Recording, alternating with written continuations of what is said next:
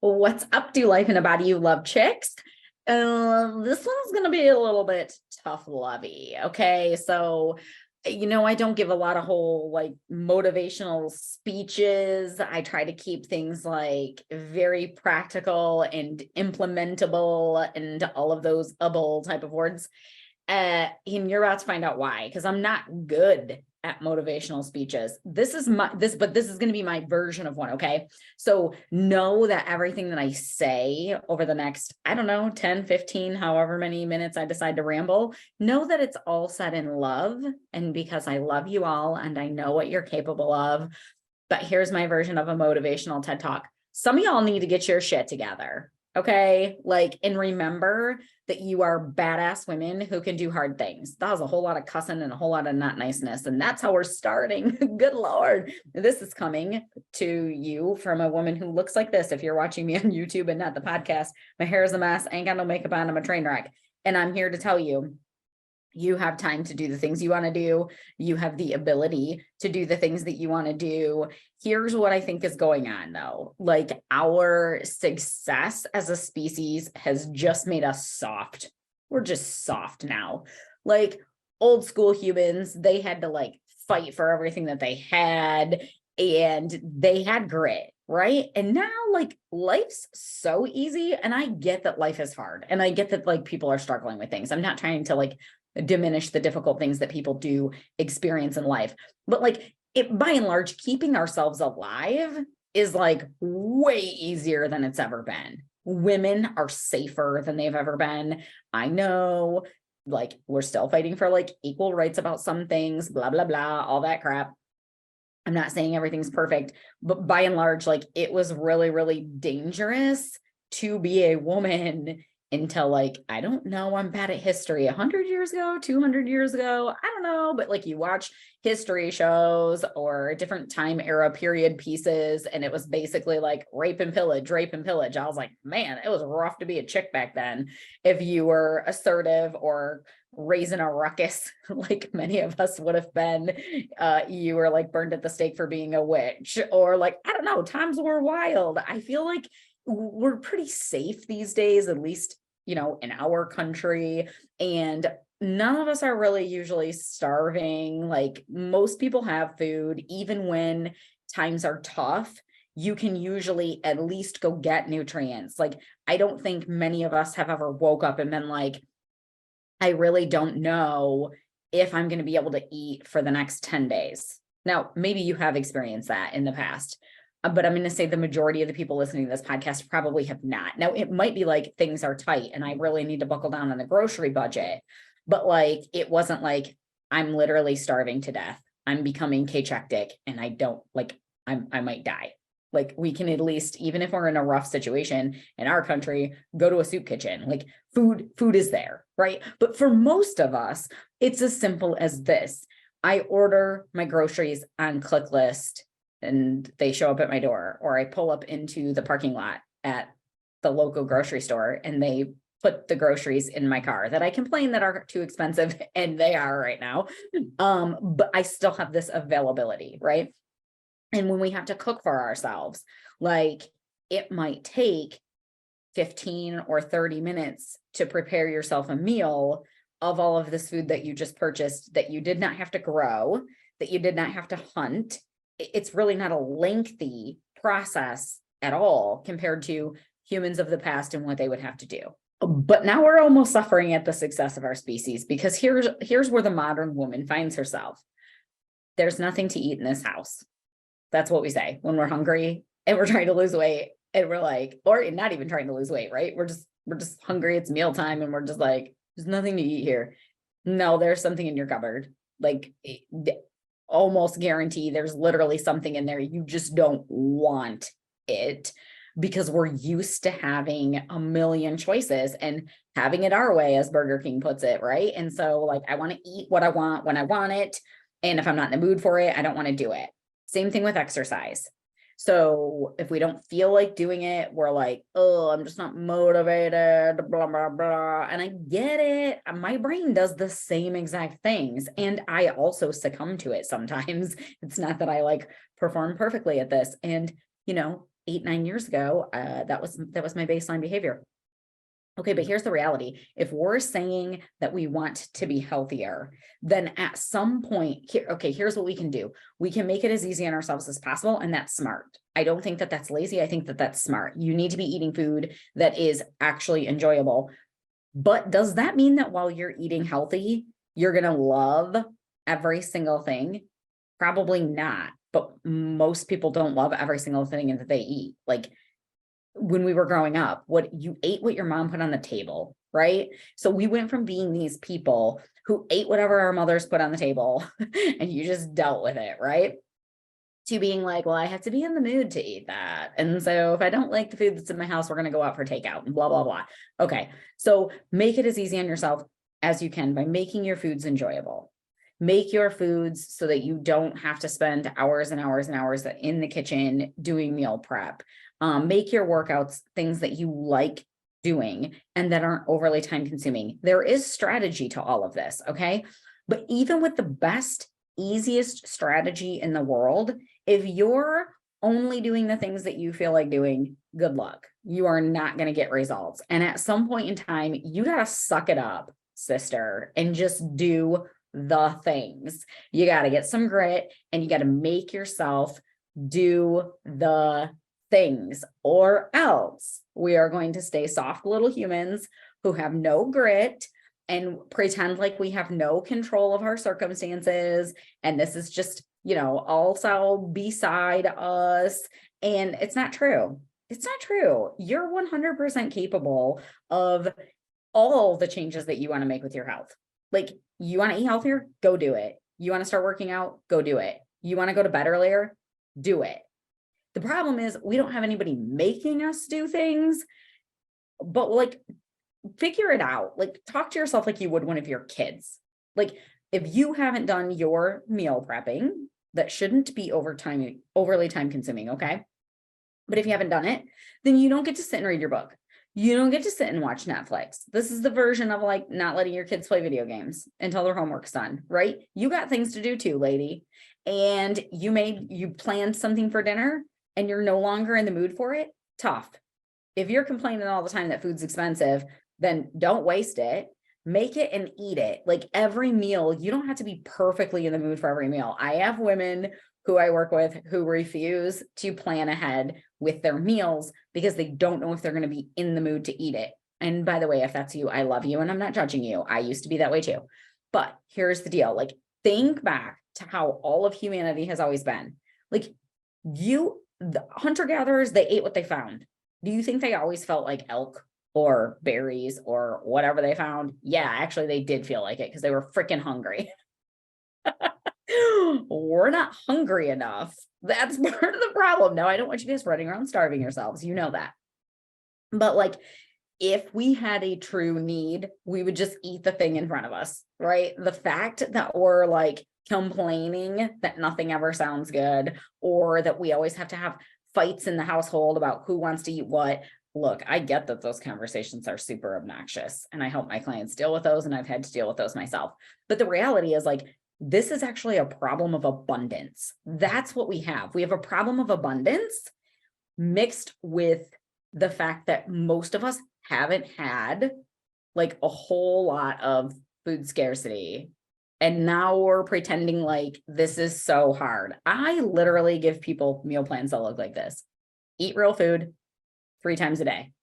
It's like as easy as it gets. It's not weird diet stuff. It's not anything. Okay. That is why women can adhere to it much, much easier than crazy diets. But even when you're following just solid, balanced, regular nutrition, it is hard because we do have really busy schedules and we are used to just doing whatever we want when we want. And our brain gets on overload. And then we just jumped on this rabbit hole of like looking at Pinterest recipes forever. Or I don't know, like there's so much going on in our head. But here's the reality. If we boil this down as simple as it can possibly be, you are a human, so you have to eat food in order to live. So if you are not allocating time to feeding yourself, if you truly don't have time to allocate to feeding yourself, you are not running your calendar appropriately. If you're going to tell me that you don't have time to allocate even up to 30 minutes a day towards feeding yourself food, then you are grossly mismanaging your calendar, and you need to do something about that. Now, the reality is that most of us do have that time, but it's a matter of wanting to do things versus needing to do things. And if we don't feel like it's an immediate need, then we'll kick the can down the road. Every day we can just wake up and be like all willy-nilly with what we want to eat. We don't have to plan ahead, because we can make food appear out of thin air via our phones, via Grubhub, whatever the case may be. And so we don't have to plan if we don't want to, and we'll still be alive. We won't die. We're not going to starve. If we don't plant and grow things, we're not going to die. If we don't go out and hunt, we're not going to die. Like, the only thing that happens is we don't plan a meal. So then we end up paying more for the convenience of takeout, and we don't hit our health goals. So it is still hurting us to not plan and to not do the things that we need to do. It's still hurting us. It's just that it's slowly hurting us. We're not going to literally starve to death. So we don't have this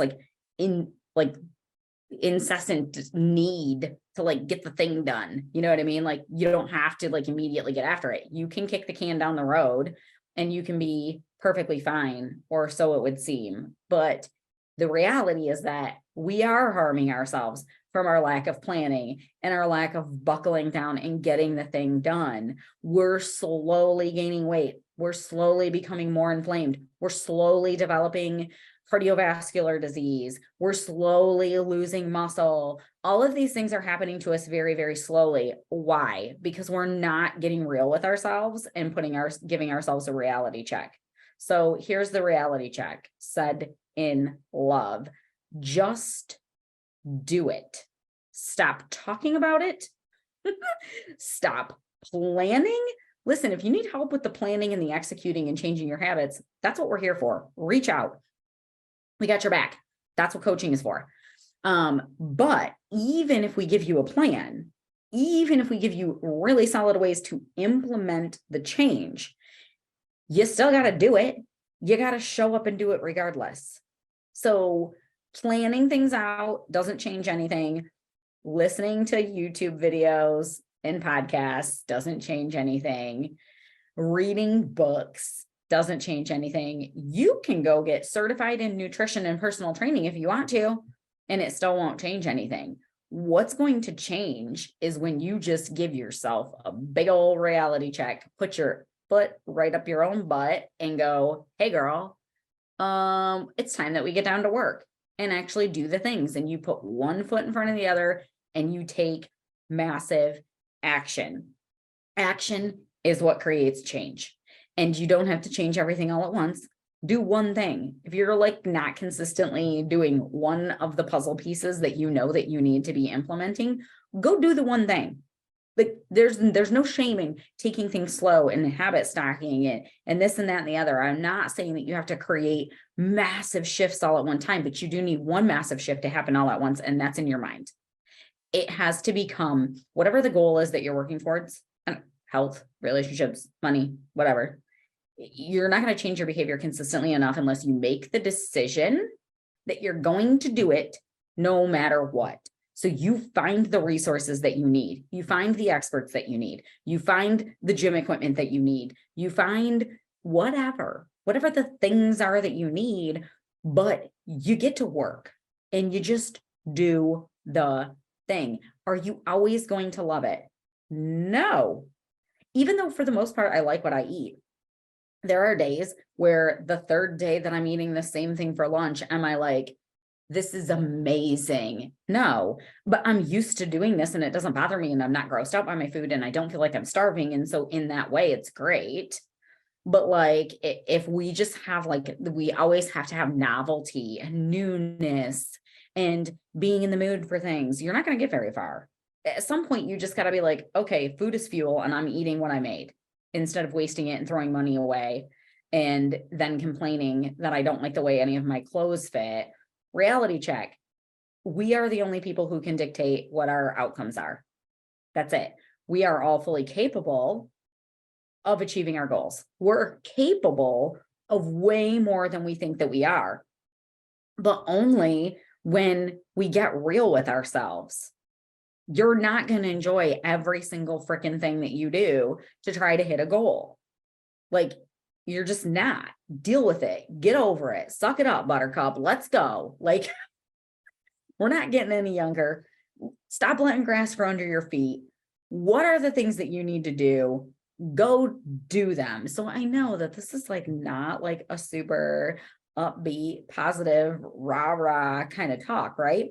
But I really feel like some of us are just getting soft. And that's unnecessary, because I know that you can do hard things. I know that all of you who are listening, you've done something difficult in your life. Me and my bestie were talking about this the other day. We're like, look, we're older, we're more financially stable, we're in a much better position than we've ever been in. And we look back and we go, man, I feel like I had so much more grit when I was a broke, young, single mom. I had some hustle. I don't even know how I did half the things that I was doing. And you know what the answer is? Because we didn't have a choice. Like, we had to do those things. And when you don't have to do something, it's a whole lot harder to make yourself do it. So this is why we work on mindset so much. This is why we work on habits so much. But at the end of the day, it's a decision. What do you want? What's it going to take? Make the decision to do it, and stop, for the love of everything holy, stop letting yourself off the hook. Stop acting like cupcakes rule your life. No, they don't. You're the boss of you. Cupcakes are not the boss of you. You're the boss of you. Stop acting like if your sweet, adorable husband keeps buying you your favorite Cool Ranch Doritos for movie night, that you actually have to eat them. No, it'd be so much better if he didn't buy them for you. But you don't have to eat them. He's not the boss of you either. Who's the boss of you? Doritos? No. Your husband? No. Your boss because you have to work late? No. Find a way around it. Like, your kids because they're picky eaters. So now we're letting the children dictate everybody in the house's health outcomes. Like, and I get it. Okay. When you're in the hustle of it, it's like, these kids are driving me crazy and I don't want to hear anybody else whine because I have a million other things going on. But when we break it down and we just like spell it out like this, just put it on paper. I'm letting the 5-year-old dictate the entire household's health outcomes. That's truly what's going on. If fussy eaters are what your excuse is. So you got to get real with yourself. Like, what are the things that you're letting stop you? And I say letting because that is what is correct. None of those things are barriers, meaning you can't get through it. You can't get past it. There's no workaround. They are obstacles that you must learn how to navigate and get over. And usually we're making it way harder on ourselves than it needs to be. The answers are usually pretty simple. And it's just a matter of like, just do it. Oh, I should link in the show notes. If I can find it, I will. Art Williams, Just Do It. Now he's talking to a bunch of insurance salesmen or something. I mean, it's not even about health whatsoever, but the whole old man speech is about like, stop telling me all the things that you're going to do and just show me, just go do it. So that's my TED Talk for today, ladies. Said in love, get your act together, make the decision to do the things. You can do hard things. Stop being spoiled. Oh, my phone just went off. You guys heard that. Stop being spoiled. Stop being like, everything needs to be gourmet and I need to be in the mood for this. No. We are not a bunch of spoiled women who are soft and cannot handle things. No, we are not. We are tough.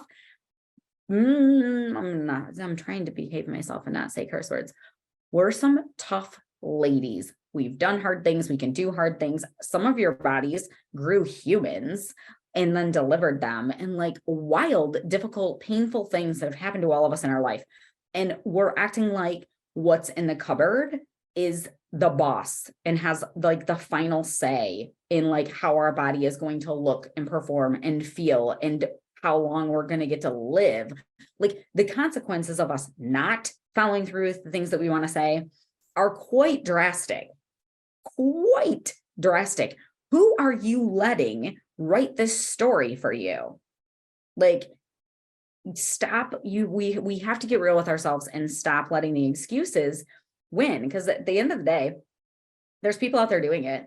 There's people out there who have all the results that you want, and they're really having a good time doing it. They're not miserable. They're not tortured. Now, there are people who have the results that you want, who hate their life and hate the way they're doing things. So I'm not saying that every method is the best method, but there's a way to get what you want without hating your life. But it all starts with laying down your excuses, getting real with yourself, give yourself a pep talk.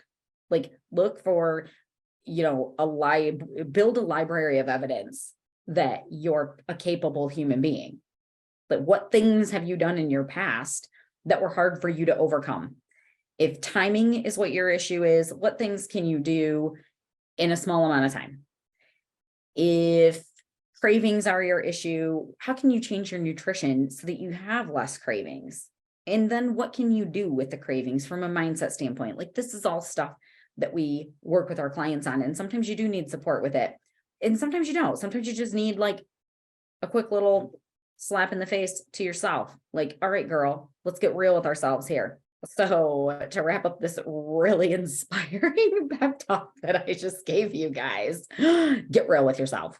What are the things that you want? Go after them. Stop making excuses. You are fully capable. And the longer you kick the can down the road, the harder the things are going to get. So I hope that you all still love me and that you tune back in next week. And I promise that I'll keep things lighter, but I know that you are capable of doing life in a body that you love. I know that you deserve to do life in a body that you love. And I know that these obstacles that keep standing in your way are much smaller usually than what we're making them to be in our mind. So go conquer it. You've got this. I am in your corner. Reach out if you need help, and I will see you next week.